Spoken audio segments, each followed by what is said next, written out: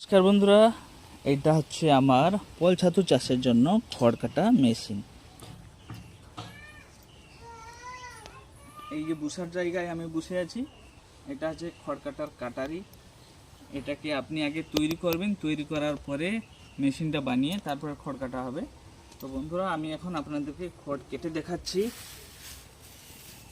আমরা কি করি, প্রথমে এর গোড়ার দিকটা কেটে সমান করে দিই, ঠিক আছে। এই গোড়ার দিকটা কেটে সমান হয়ে গেল।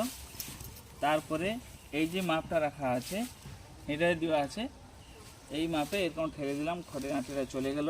তারপর এটা ধরে এই টেনে দিলে খড় কাটা হয়ে গেল।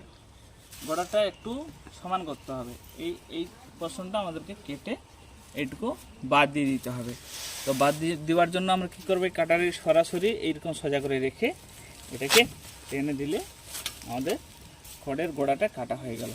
তারপরে এটাকে আমরা এরকম সোজা করে ঠেলে দিয়ে এটাকে আমরা টেনে দিলে কেটে গেল। তারপরে যারা ওয়েস্টার চাষ করে, ওয়েস্টার চাষ করার জন্য যে খড়গুলোকে একদম ছোট ছোট করে কাটা হয়, সেটাও আমি আপনাদেরকে দেখাচ্ছি। আপনারা দেখুন কত ছোট ছোট করে কাটা সম্ভব, একদম এতটুকুটুকু করে কাটাও সম্ভব। দেখুন এইটুকুটুকু করে আরও ছোট করে কাটা সম্ভব। যদি আমি আরও ছোট করতে যাই, এইটুকুটুকু আমরা কি করি, ওয়েস্টারের ক্ষেত্রে আমরা ব্যবহার করতে পারি, কিন্তু পোল ছাতুর ক্ষেত্রে এগুলাকে আমরা ব্যবহার করতাম না। কিন্তু এখন খড়ের প্রচুর দাম হওয়ার কারণে এইগুলাকে দিয়েও আমরা মাশরুম চাষে ব্যবহার করি, মানে পোল ছাতু চাষের এইগুলাও আমরা ব্যবহার করি।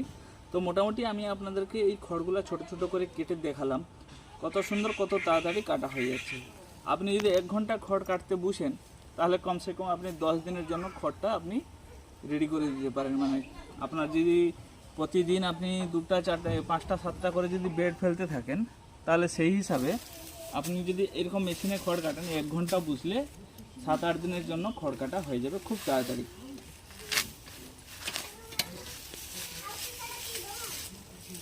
এই কাটা হয়ে গেল। মোটামুটি এইটাকে কাটার সময় একটু পিছন দিকে ঠেলে রাখবেন, নাহলে এটা যদি পড়ে যায় সামনের দিকে, তাহলে হাতেটাতে পড়লে হাতটা কেটে যাওয়ার সম্ভাবনা থাকে। তাই এটাকে, যেহেতু নতুন মেশিন, একটু ফ্রি হয়ে যাবে, এটাকে এরকম করে দিলে এটা পিছন দিকে ঝুলে থাকবে, যাতে এদিকে পড়বে না। কিন্তু এরকম থাকলে পড়ে গেলে হাত কেটে যাবে। এইরকম সবটা একই রকম মাপে খড় আমাদের কাটা হয়ে যাচ্ছে।